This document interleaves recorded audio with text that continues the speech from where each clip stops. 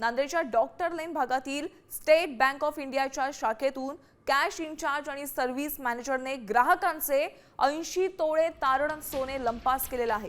हा गैरप्रकार लपवण्यासाठी त्यांनी लॉकरमधील 41 तोळस बनावट सोनं ठेवलेलं होतं आणि 85,81,000 रुपयांच्या या घोटाळ्या प्रकरणात वजीराबाद पोलिसांनी गुन्हा दाखल करून एका आरोपीला अटक केली आहे। जीवन जगदाळे आणि आदित्य शेनगावकर या दोघांच्याही कस्टडीमध्ये हे सोनं होतं।